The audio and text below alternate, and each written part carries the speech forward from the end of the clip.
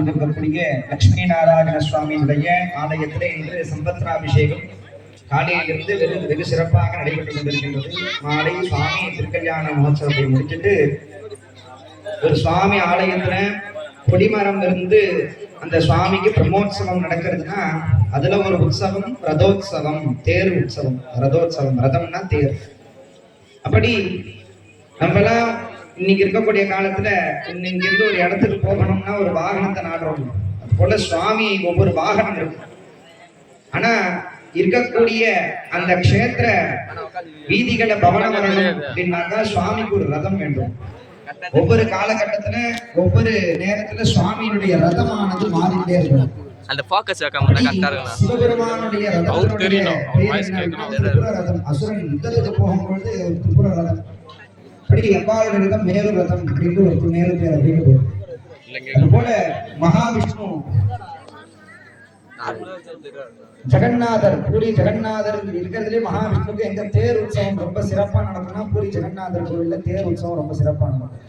அந்த தேருடைய பெயர் என்னன்னா நந்தகோஷ ரதம் அப்படின்ட்டு போகும். அடுத்து மகாவிஷ்ணு மகாபாரதத்துல பயன்படுத்திய அந்த ரதத்துக்கு தர்மரதம் இல்லையா, ஹனுமந்த ரதம், கொடியில ஹனுமந்தன் இருந்ததுனால ஹனுமந்த ரதம், வஜ்ர ரதம் அப்படின்லாம் அந்த தேருக்கு நிறைய பெயர் உண்டு.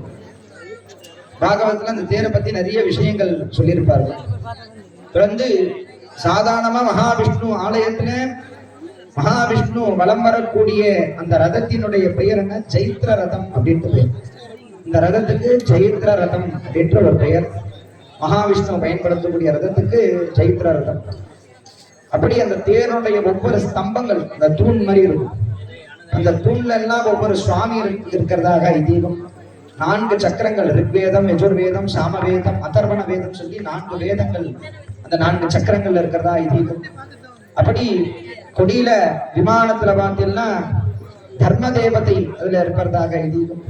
அப்படி இருக்கக்கூடிய 33 கோடி தேவர்களும் அந்த ரதத்துல ஒவ்வொரு அங்கமாக வகிச்சு பிரம்மா ரூபமாக அந்த தேர் செலுத்தப்பட்டு கோவிலுக்கு வர இயலாத பக்தர்கள் எல்லாம் பெருமாளுடைய கடைக்கண் பார்வை அங்கெல்லாம் பரவி வியாபிப்பதற்காக பெருமாள் அந்த தேர் பவனியானது வருகின்றார்.